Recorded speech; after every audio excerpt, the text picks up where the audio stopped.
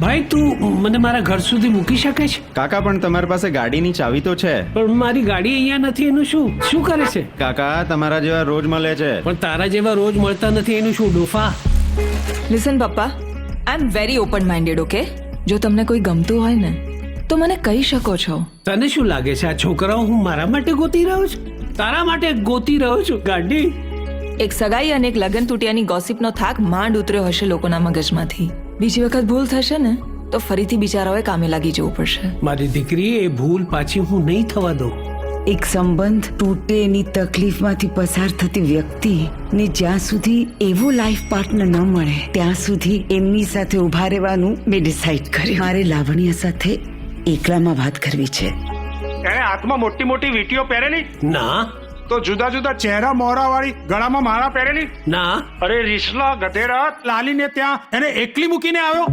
આપણે જે કામ માટે ગયા હતા ને એ થઈ ગયું. મને આટલા વર્ષો લાગ્યા અને હું સમજી નથી શક્યો, અને એને એક જ મીટિંગમાં સમજાઈ ગયું તને શું જોઈએ. પણ એ બહુ ખુશ છે. અચાનક આમ ગીતો ગાય છે, બહાર ફરવા જાય છે. ક્યાંક એવું તો નથી ને કે એને કોઈ પાત્ર ગમી ગયું હોય ને આપણને ન કહેવા માંગતી એને કોઈ હોય? ગમશે ને તો એ સૌથી પહેલા તમને જ કહેશે. રમત રમી ગઈ મારી દીકરી મારી સાથે.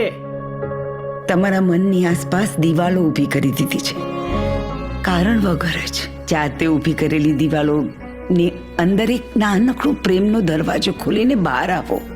તમે નહીં સમજો ને ફરી એકવાર એને પ્રેમ વગરની લાઈફ જીવવી પડશે.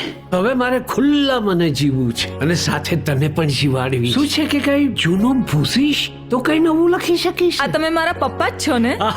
થેન્ક યુ સો મચ પપ્પા. તમને જેટલું થેન્ક યુ કહું ને એટલું ઓછું છે. તમારા વગર આ કઈ પોસિબલ જ નહોતું આંટી. ખૂણે ખૂણે બોલ બાલા મારીને પટોળાની કળાની નિશાની જાણે અજુબો હોય આઠમો. એવા લાવજો, એવા લાવજો, એવા લાવજો રે મારી હાટો પાટણથી પટોળા.